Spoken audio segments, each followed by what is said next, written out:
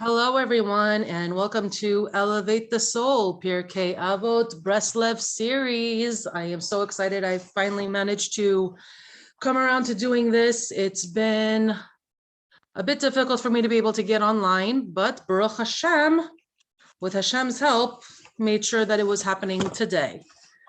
So again, I'm going to remind you all, you guys can have your videos on and your microphones on if you guys want to.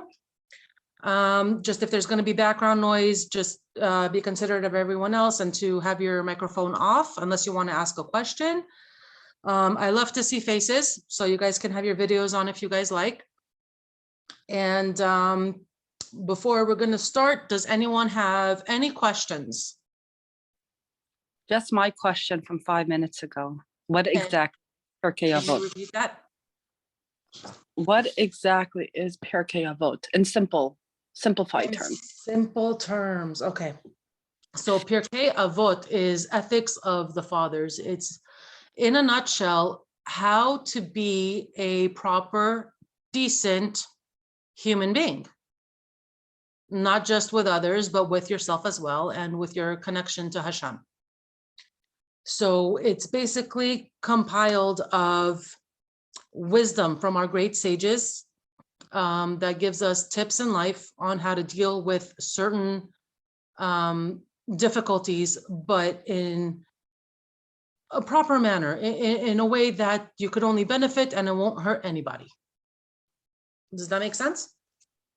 So is this just a whole bunch of chazals? I'm not sure if it's chazals, but this was composed from, seriously, Charlie? My dog always has something to say. I mean, it's not like really, it's a mixture of, chazals, and from Sanhedrin and, just basically wisdom from great Rabbanim. Ayala is stating it's the Tanaim. Okay. What is Tanaim? Tanaim is, how do I explain Tanaim? Ayala, do you want to hop on real quick and explain Tanaim? Sages of 2000? Yes, 2000 to 2500 years ago, all the big Gdolei Ador sages, Rabban Yochanan ben Zakkai, Rabban Gamliel, Rabbi Akiva, all of those people who decided to sit down and read down and actually write the oral Torah because they noticed that the oral Torah is starting to be forgotten. It used to be passed on from father to son, but people started to, started to assimilate and this and that and the other. And the oral Torah started, so they put down the Mishnayot in writing, and they put in their 2 cents. Usually, the Pirkei Avot is built up from couples. That's the president, the Nasi of that generation, the Gdol Ador, and the father of the Bet Din. That's usually what it's built from. Each one of them gave 2 cents, and it was written down, and we are learning from their Musar. Baruch Hashem. Thank you. Thank you, Ayelet. Pleasure, Baruch Hashem. All right, so I'm going to start with the introductory teaching. Sometimes I'm going to read the Hebrew, sometimes I'm not going to read the Hebrew, but the English I'm definitely going to go over, and I'm going to go over the explanation and also put in my 2 cents. Hopefully that's worth something. And we all can go over what we feel and what we want to add as well. So here we go. The introductions for Pirkei Avot. כל ישראל יש להם חלק לעולם הבא, שנאמר, ועמך כולם צדיקים לעולם ירשו ארץ נצר מתי מעשה ידי להתפאר. All the people of Israel have a portion in the world to come, as it is written, your people are all tzadikim. They shall inherit the earth forever. They are the branch of my planting, the work of my hands, which I take pride. Now, I'm going off of my Breslov book, and the first thing that he noted out is when Pirkei Avot stated, your people are all tzadikim.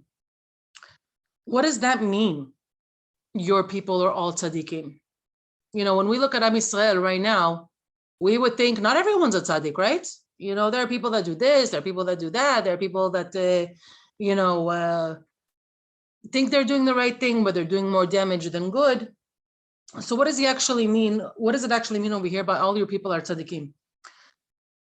So he goes to state that the prophet Isaiah was mentioning, your people are all tzaddikim. He's asking, are we? So nevertheless, the true tzaddikim of each generation seek out the hidden good in every Jew, so that in light of our good points, we too may be considered tzaddikim. Over here, he gives a remez, which is like a hint, that automatically, not only all Jews are considered as one, but with every single Jew, you can find at least one good point, at least one good aspect, at least one good trait, at least one. The moment you can find that one good trait, that one piece, he already has the potential to become great. And that's what they're focusing on here. Can I butt in? Yes. Okay. I don't want to discuss politics or anything like that, but like, what about people like Schwab and Soros? Like, we're talking about the big baddies. Well, Pirkey Avot is talking about Jewish people. They're Jewish. The mother's a Jew, you're a Jew. It goes by the bloodline. Wait, what are we talking about? They maybe have one good aspect. Look, even if it's just one small aspect, the tiniest minute aspect of something good about them, doesn't matter what they're doing, to the rest of the world. If they have one thing that's good, whether if it's, I don't know, just throwing this out there. I don't know if they have parents or whatnot, but let's say they call their parents to see how they're doing, or they made sure that their parents had everything they needed at their towards their end of days. That's Kiddushim. That's already something that Hashem can rely on. Okay, you know what? He has this nitzot, he has this small thing. He still has the potential, like kol od ner dolek, as long as the candle is still lit, he can change. So I would like to know, I'm saying hypothetically, like the names I had mentioned earlier, realistically, they make a lot of public appearances. Even people in Hollywood, they do all these fundraising campaigns. Even like, like Save the Whale situation, like, will this be considered to be even a good thing, even if it was just like for their own selfish need? Like, oh, I want to like go to Save the Whales campaign so I can promote my next movie, or like, something along those lines. You know what I'm saying? Yeah, I understand you 100%. And I think that is something that only Hashem could determine, if it's for artificial benefit or actual benefit. This is very hard. It's kind of very hard for me to say this, but us as Jews, we have a duty to ladun b'kaf zchut, to give benefit of the doubt. Yeah. I'm being honest, it's very hard for me with many things, but working on it. But that's the point, working on it. Being able to get there, even if it's baby steps, as long as you keep moving forward, that is the ikar. Yeah, the point. Yeah. Yes. All right, awesome. Okay. So he goes on to state over here that it's very important to have the good eye, because automatically our sages had the good eye on Kol Am Yisrael. Now, what does this good eye do? When you find the good in people, no matter how obnoxious they are, you don't, like, don't get me wrong, you don't have to be buddy with everybody, but when you try to find the good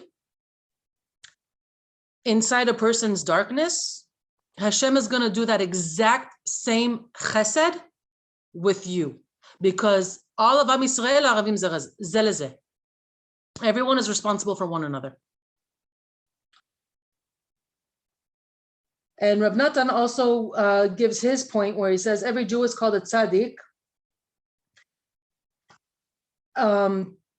When he states that your people are all tzaddikim, this is particularly true of those who strive with all of their ratzon to come closer to Hashem. So all it takes is ratzon, which is willpower, and you automatically start taking steps towards Hashem. You start taking steps towards Hashem, you're considered a tzaddik in Hashem's eyes because you're making an effort. You're making an effort to change, and that's what matters to Hashem. Another chidush that I heard, I do not remember from which rabbi, but I heard this a long time ago, many years ago.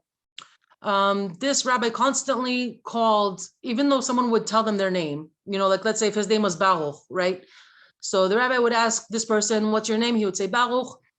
The rabbi would ask, how are you doing tzaddik? He wouldn't call him by Baruch, he would call him by tzaddik. And someone was asking him, if I told you my name, why are you calling me tzaddik? I'm not, religious. I'm not none of that. He goes, not only do you have the potential to be a tzaddik, when I call you a tzaddik, or when I call, this woman a tzaddikis, basically what I'm doing, I'm activating midat rachamim of a kadosh baruch Hu to find the good points in you. So he knows that if I call you by your name, Baruch, it's everything that you're doing. Right, wrong, doesn't matter. It activates midat adin. So I made it a habit to call people by either tzaddik or tzaddikis. So therefore, the midat of rachamim will activate with a kadosh baruch Hu, and actually, when a kadosh baruch Hu will look at you, he will look at the good points of you. And I found that very intriguing, and I actually loved that concept very, very, very much. Now, it says over here that your people are all tzaddikim, they shall inherit the earth forever. All of the people of Israel have a portion in the world to come. So what does it mean all of Israel have a portion in the world to come? What exactly is the world to come? If someone doesn't do any mitzvot, what kind of world to come does he have? So Rav Natan explains a little bit of a concept called hidden treasures. And this is something that Moshe Rabbeinu saw because he was asking Hashem regarding what he saw when he was up in Shemayim receiving the Torah. The hidden treasures is basically schuyot that have been gathered by Am Yisrael that is for public service, which means when someone does a mitzvah, out of kindness, that's, the person gets a mitzvah and Hashem takes a part of that mitzvah and puts it kind of like in a safe deposit box for people that don't really have any mitzvahs. So therefore, when they go up to Shemayim, they open up the box of hidden treasures, like hidden schuyot that's been gathered from Am Yisrael. Like if you're doing like a general blessing, like I want all of Am Yisrael lachzor b'tshuva, to become Baal Tshuva and to strengthen their relationship with Hashem. You're not being specific on certain people. You're praying for all of Am Yisrael.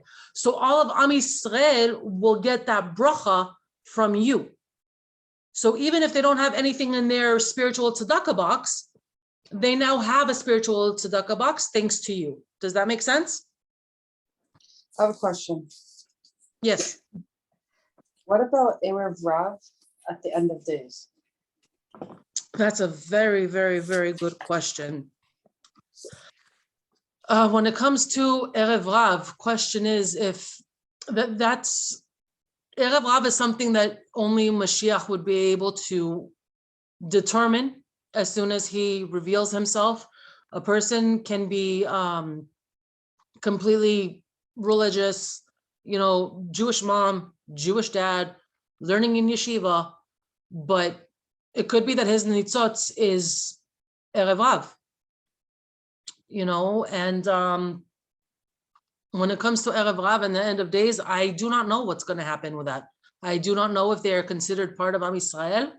I have no idea, but if you would like, I could find out. And the moment I do, I could post that question on the WhatsApp. Would you like me to do that? That's fine. I actually read yesterday that, I heard yesterday in a video that he's for salvation, he's going to sift everybody out. Right. It doesn't make a difference if you're a black hatter, keep a sukkah, keep a this, whatever, but he's going to sift everybody out. And it's all going to be on a soul level, not on an external level. Correct. That's what I heard too. What does that mean, what you're talking about? I don't understand those words. The last thing that you were talking about, Erev something? Erev Rav. Yeah, what does that mean? Erev Rav, technically, its source is the non-Jews that came out of Egypt along with the Jews. Oh, okay. I gotcha. Erev Rav these days basically looks like a Jewish person who is completely anti-Hashem. Oh, wow. Yeah. They Wow. can also be, a lot of our leaders contain Erev Rav. It can also be the person down the block. Yeah. There's a huge It's, difference. There's a huge difference between just not being Shomrei Mitzvot, just because, I'm just Lo Shomrei Mitzvot, they don't keep the mitzvahs. And there's a difference between actually hating religion and hating Hashem and everything that it stands for. Right. And is what you were talking about before about the spiritual tzedakah box, is that is that reserved just for people who don't have a spiritual tzedakah box, or does everyone, or if someone is giving like an open bracha like that for Klal Yisrael, don't do that, honey. Is that reserved just for the people who don't have, or is that really for everyone? It's when you daven for someone, davening already is a mitzvah, right? You get the mitzvah of the davening. If you're davening for specific people and you include Am Yisrael, okay, so you have it goes in your tzedakah box, the people that you're davening for, and people that don't have a tzedakah box, now they do have a tzedakah box because you included them in your tefillah, or you included them in your mitzvah, or whatever it is. Does that make sense? Yes, I understand that. Okay. Thank you. Thank you. All right. Now, see what else I wanted to get to.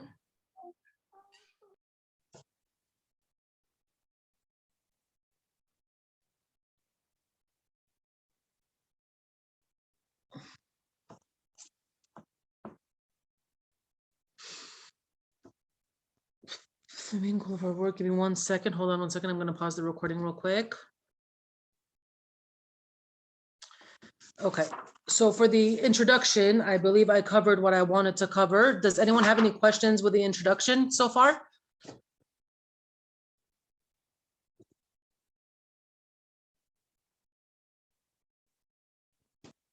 No? Okay. So I'm going to move on to chapter 1, Mishnah 1. I'm going to read it in English. Moses received the Torah from Sinai, transmitted it to Joshua. Yoshua transmitted it to the elders to the prophets, and the prophets transmitted it to the men of the great assembly. They said 3 things. Be deliberate in rendering judgment, raise up many disciples, and make a fence for the Torah. So why did they feel it was important to note that Moses received the Torah from Sinai and he passed it to Joshua, and Joshua to the elders, and the elders to the prophets, and the prophets to the men of the great assembly? Why is it important to note every single stage?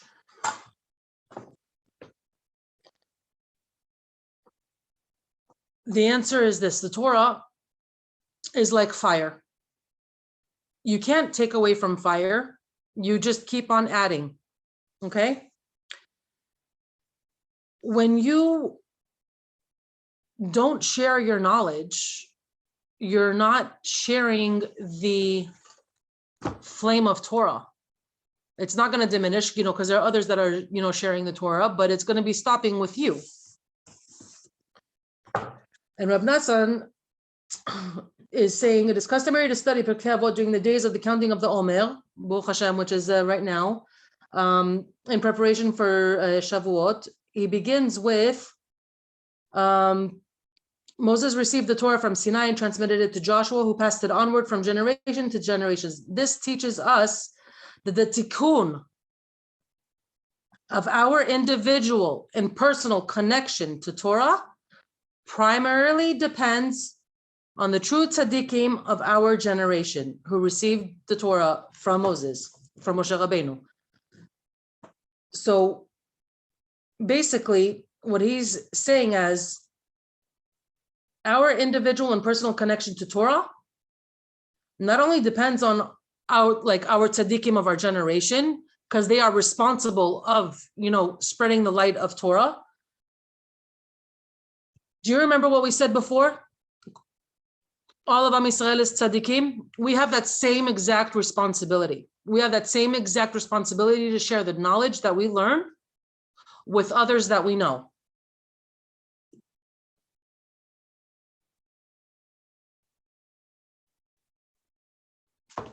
There was something over here that I wanted to mention.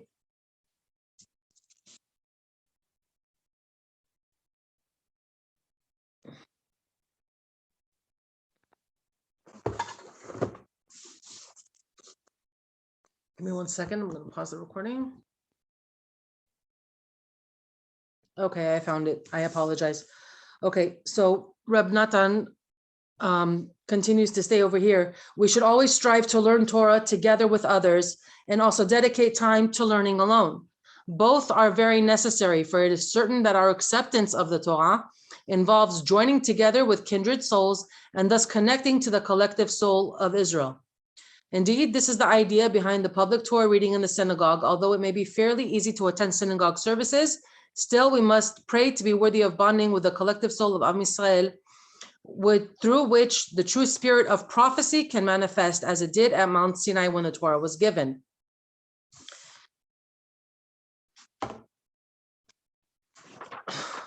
Another thing I wanted to mention, when they said after it was stated that it was Moshe gave it to Joshua, Joshua to the elders, elders to the prophets, prophets to the great assembly, they said 3 things. Be deliberate in rendering judgment, raise up many disciples, and make a fence for the Torah. So over here on the commentaries, it says over here, be deliberate in rendering judgment, which means do not rush to pass a verdict or declare a legal ruling. Over here is one of our first, I guess you could say, messages that we received from our elders, that we should not be quick to judge. We have to give benefit of the doubt.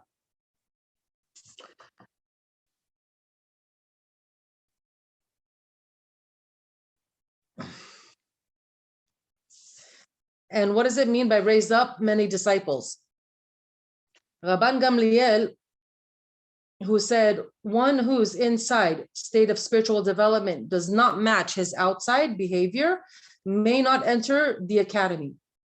And unlike the school of Shammai, which held that a rabbi should teach only those who are wise and humble, of good parentage, we should heed the school of Hillel, which asserted, teach every man, for many sinners of Israel were drawn to the study of Torah, and righteous and pious and worthy men emerged from them.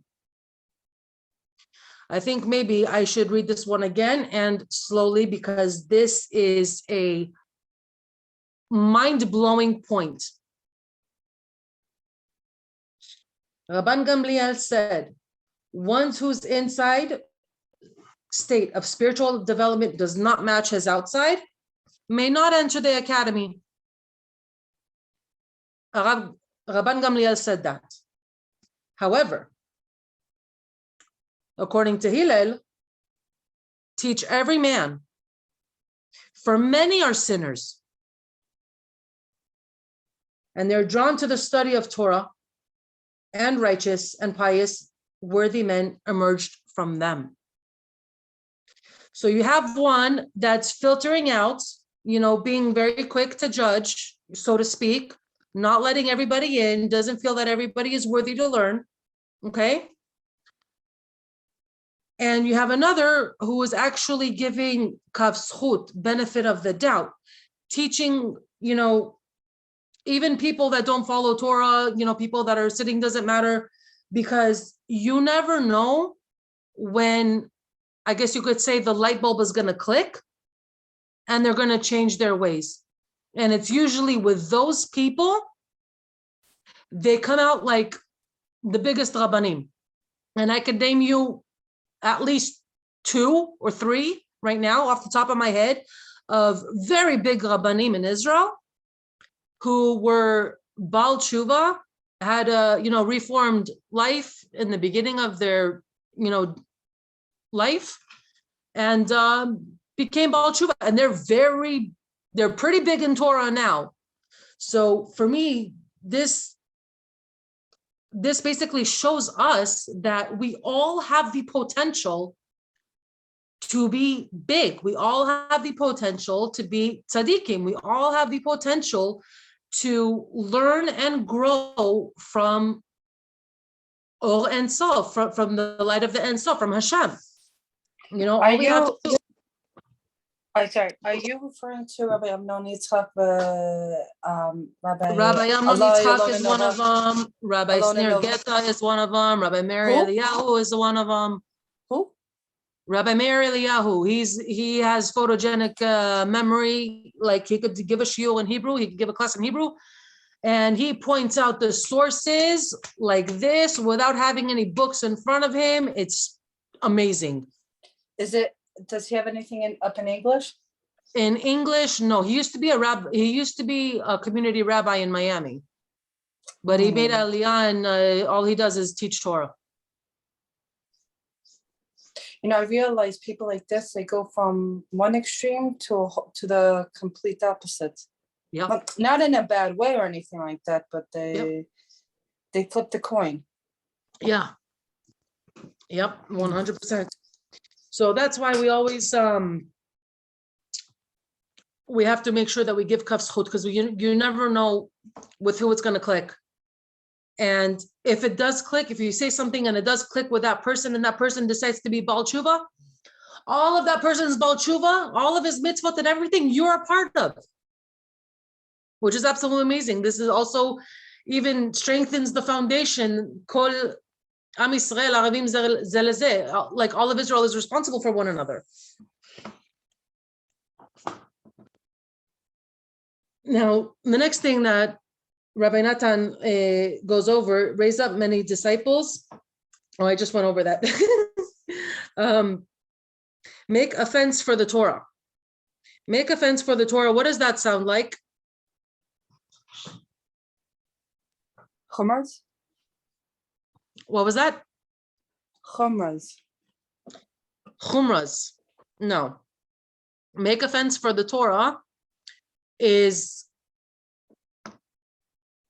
setting up dedication, commitment, and boundaries. We're learning our first concept of boundaries right now. And what do boundaries have to do with Torah? For example, this is something that I have to practice. I admit I'm not 100% with this. It's really hard for me. But if I say that class is going to take place Monday, 2 p.m. Pacific time, that's my boundary. Nothing else can interfere with me giving, a shiur. If I say 2 o'clock Pacific, it's got to be 2 o'clock Pacific. That's my boundary. That's the gader. That's the fence for the Torah that I need to make as a human being. So make a fence for the Torah. Make time. Make commitment. Stick to it. Don't let a crazy hectic schedule sway you around. I mean, emergencies do happen. I trust me, I know emergencies do happen. But we have to do our best to protect our Torah. to protect our learning, because only when we learn, we can share our knowledge, and share our knowledge with others could help them become closer to Hashem. That's our responsibility.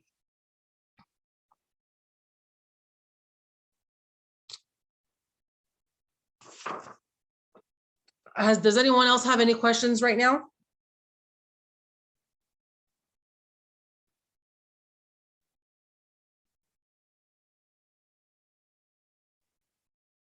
I'm going to pause the recording 1 second. So another thing that Rabbi Natan also pointed out regarding the final redemption.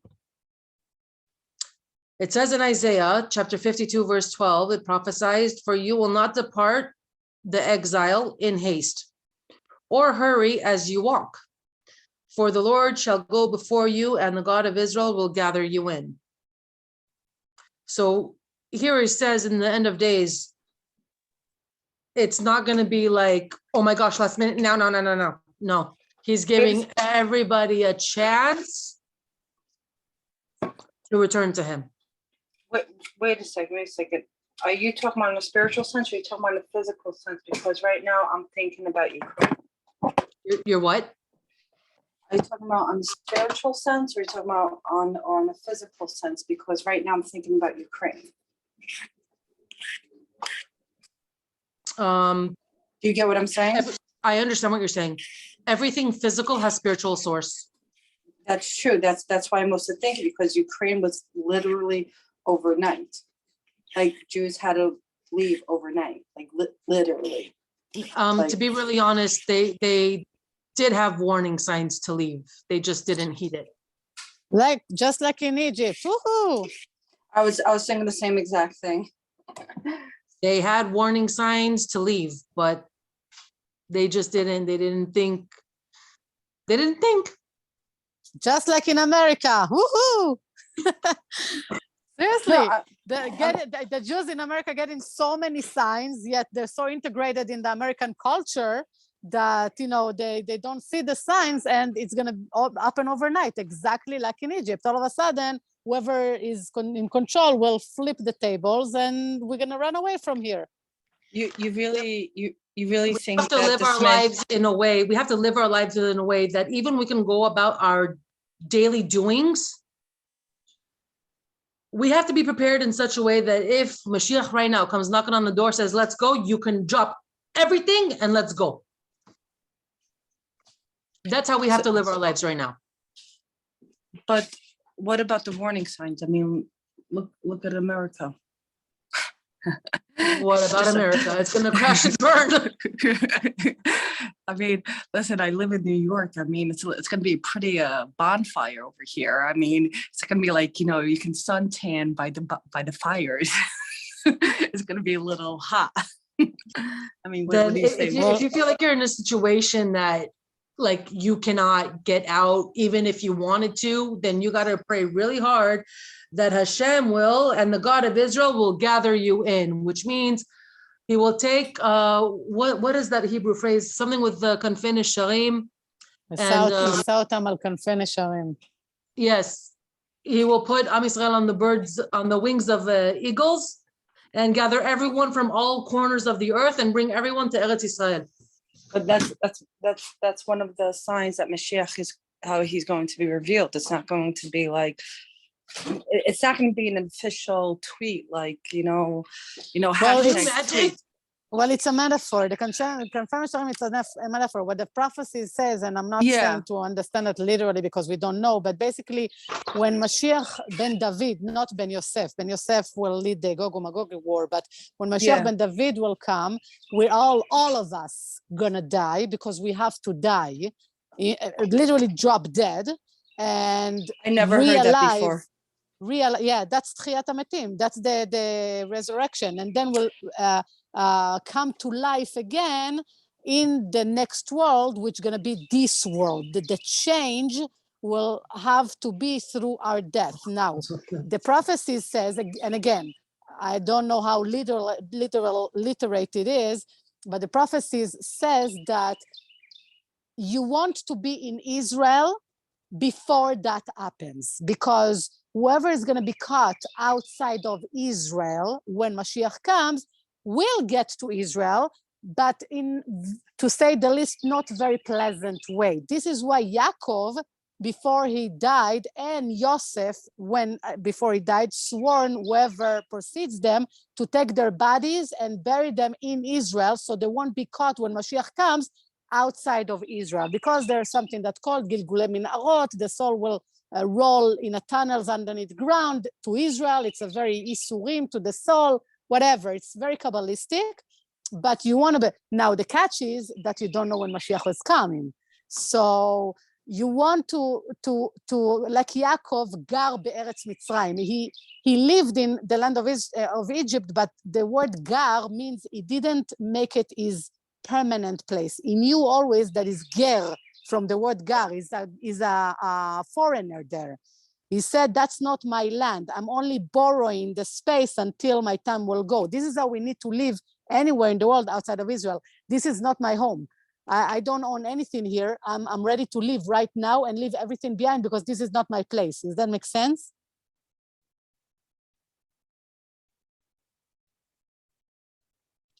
I mean, in some ways, I kind of disagree regarding with Techiyat HaMetim, because I don't think everybody's going to have to drop dead. You could call it the A-bomb, whatever you want to call it. But you see, I also think of it as like, you know, in the old school sense that like whoever's dead is going to come back. And I think, like you said, physical also contains a spiritual flip side of the coin. It's also the matter of people waking up, you know, to what is going on, to, you know, waking up from whatever mental and psychological status that they're in. For me, that is also Techiyat HaMetim too. Right. This is why I said don't take it literate, because we don't really know what it means, but we will die in some way. Not it can be physically, it can be spiritually. We don't exactly know, because it could even be materialistically, and then we become completely spiritual. Right, but you don't want to be outside of Israel. That is for sure. When it happens.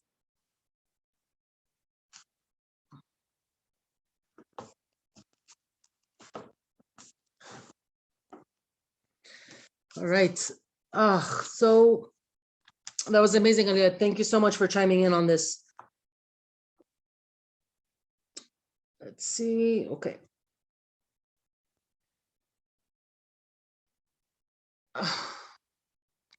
So another thing that Rabbi Natan brings when it comes to fence for the Torah, by increasing the number of people who learn Torah, one who also constructs a fence around the Torah, which also means, you know, the halachas, and, you know, you make sure not to break it. This also makes sure that the Torah will not be forgotten. Each generation of students will teach the next, and it increases in number. In this way, the Torah will endure forever. In order for this plan to succeed, however, our children's Torah education must be of the highest standard, free from influence of those who reject the Torah or seek to compromise the truth. So for those that are married, you know, and have kids, we have to make sure that we put our kids in schools that actually value Torah values, and there's no infiltration, as much as we can, to make sure that there's no infiltration of avodah zarah or you know, anything that goes against the Torah. Now it also explains over here, I think it was on this page, and make a fence for the Torah. This was from Rabbi Nachman. This is directive to establish rabbinical safeguards against violating Torah prohibitions. In addition, we may infer from this that a rabbi should not burden his audience, especially when explaining the words of Torah. Instead, he should keep in mind the time allotted him and the limits of his abilities, and address his listeners in a manner that they will understand. So when you teach Torah, you have to, or even when you say a Dvar Torah, you know, whatever it is, you have to know who is your crowd. You need to know who is listening, what level they are at. So therefore, when you talk at their level, they could understand and move forward. If you're going to go ahead and start talking about Kabbalistic and mysticism for someone that barely learned Aleph Bet, he's going to think you're nuts, and it's going to turn them away. So it's very, very, very important to make sure that you become one with who you're teaching. Get to know your students, get to know who you're talking to. Basically, energetically, become one with them. So therefore, you can have a positive influence on their lives. And what you teach will carry on. Does anyone have any other questions before we finish today's class and resume next week? I want to try to do like, not a whole chapter, but like chapter 1, Mishnah 1 was today. Next week is going to be chapter 1, Mishnah 2. Well, Mishnah 2 is kind of short, so I might do 2 and 3 next week. Does anyone else have any questions before class is done for today? Nope.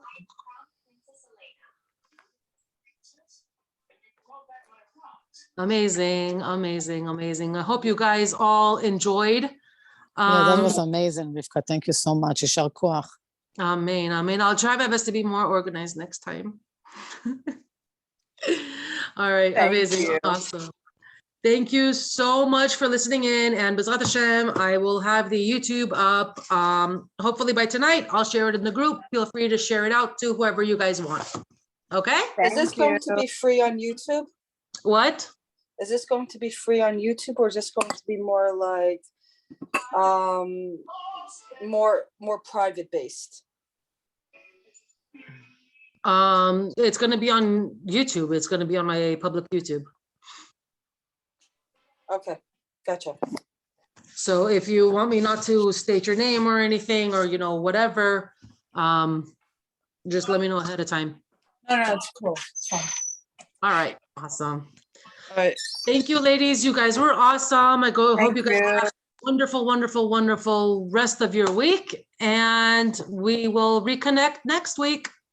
Thank you so Thank much. you. Yishar koach. Thank you. Thank Bye. you. Bye.